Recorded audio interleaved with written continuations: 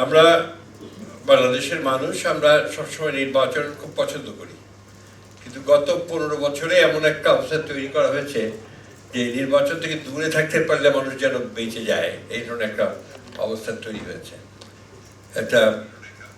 এই অবস্থা থেকে ফিরে নিয়ে আসার যে সুযোগ সৃষ্টি হয়েছে, দুর্ভাগ্যক্রমে সেই সুযোগটাও যেন আমরা অলমোস্ট হারাতে বসার উপক্রম হয়েছে।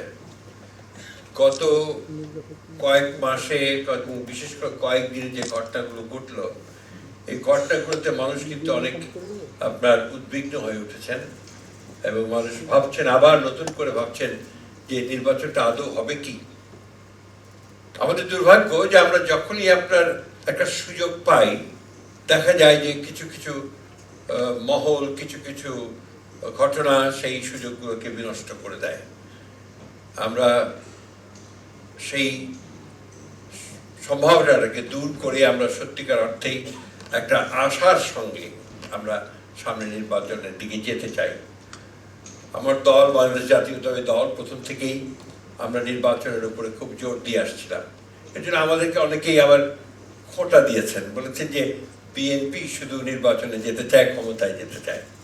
কিন্তু এখন এটা প্রমাণিত হচ্ছে যে বিলম্বের কারণে অনেকগুলো ঘটনা তৈরি হয়েছে, অনেকগুলো সুযোগ সৃষ্টি হয়েছে, নির্বাচনকে বানচাল করে দেওয়ার কিছু সম্ভাবনা তৈরি হয়েছে। তা আমরা নির্বাচনমুখী দল, যে কারণে আমরা সবসময় নির্বাচন চেয়েছি। এবং আমরা যেহেতু আমাদের অতীত অভিজ্ঞতা রয়েছে নির্বাচনের মাধ্যমে রাষ্ট্র পরিচালনার দায়িত্বে যাওয়ার, আমরা নিজেদেরকে একটা দায়িত্বশীল রাজনৈতিক দল হিসেবে মনে করি। সে কারণেই আমরা আগে থেকেই কিছু কাজ করতে শুরু করেছি। আমরা এত নির্যাতন যন্ত্রণার মধ্যেও কিন্তু আমাদের মূল জায়গাগুলো থেকে আমরা সরে যাইনি। অর্থাৎ আপনারা জানেন যে 2016 সালে আমাদের নেত্রী দেশনেত্রী বেগম খালেদা জিয়া, তিনি ভিশন 2030 বলে একটি কর্মসূচি তিনি জনগণের সামনে একটা প্রস্তাব তুলে ধরেছিলেন। সেই প্রস্তাবেই কিন্তু এখন এই সংস্কার কমিশনের মাধ্যমে যে বিষয়গুলো এসছে তার অনেকগুলো সেখানে ছিল। অর্থাৎ রাজনৈতিক স্ট্রাকচারটাকে বদলানো দরকার, এটা আমরা তখনই উপলব্ধি করেছি। এবং উপলব্ধি করেই আমরা কিন্তু তখন এই ভিশন 2030 আমরা উনি দিয়েছিলেন। এবং সেখানে আপনার আজকে যে বাইক্যামেরাল লেজিসলেচার, প্রেসিডেন্ট এবং প্রধানমন্ত্রীর মধ্যে ক্ষমতার ভারসাম্য স্থাপন করা, ক্যাবিনেট এবং ক্যাবিনেটের মধ্যে একটা সামঞ্জস্য স্থাপন করা, বিচার বিভাগের সম্পূর্ণ স্বাধীনতা, মিডিয়ার সম্পূর্ণ স্বাধীনতা, এই বিষয়গুলোতে আমরা এই ভিশন 2030-তেই আমরা এটা উল্লেখ করেছি। আমরা তখনই অনুভব করেছিলাম যে আমাদের দেশের অর্ধেক হচ্ছে নারী। তো এই নারীদের ক্ষমতায়নের জন্য, তাদের জন্য রাজনীতিতে তারা যেন আরো ভূমিকা রাখতে পারেন, তার জন্য তাদের বিশেষভাবে ভূমিকা রাখার জন্য আমরা সেই বিষয়গুলো তুলে ধরেছিলাম। যাই হোক, পরবর্তীকালে যখন আমরা একদিকে ফ্যাসিস্টদের বিরুদ্ধে লড়াই করছি, সংগ্রাম করছি, যখন ফ্যাসিস্ট শক্তি আমাদেরকে দাঁড়াবার পর্যন্ত জায়গা দিচ্ছে না, আমাদের দলের প্রায় 60 লক্ষ মানুষের বিরুদ্ধে মিথ্যা মামলা দিয়েছে, প্রায় 20,000 নেতাকর্মীকে হত্যা করেছে, আমাদের ইলিয়াস আলী সহ প্রায় 1700 নেতাকর্মীকে গুম করে দিয়েছে।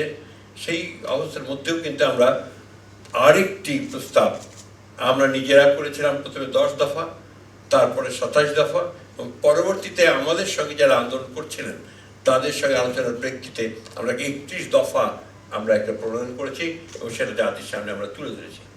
আপনারা যদি সেই 31 দফা দেখেন তাহলেই দেখবেন যে সেই 31 দফার মধ্যেই আমরা কিন্তু আপনার আমাদের ধারণাগুলো, আমরা কি করতে চাই ক্ষমতায় গেলে, আমরা কি করব, সেই বিষয়গুলো আমরা তুলে ধরেছি।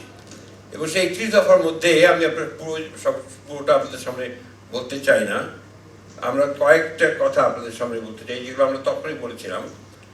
জনগণের গণতান্ত্রিক অধিকার পুনঃপ্রতিষ্ঠার লক্ষ্যে সংবিধান সংস্কার কমিশন গঠন, এটা আমরা বলেছিলাম 2022 সালে।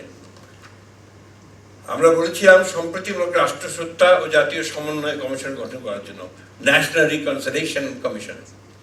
এটা ছিল আমাদের রাজনৈতিক চিন্তা, অর্থাৎ পলিটিক্যাল স্ট্রাকচারটার জন্য। অবাধ, সুষ্ঠু, নিরপেক্ষ নির্বাচন অনুষ্ঠানের লক্ষ্যে নির্বাচনকালীন দল নিরপেক্ষ তত্ত্বাবধায়ক সরকার ব্যবস্থার পুনঃপ্রবর্তন, যেটা অলরেডি এসে গেছে।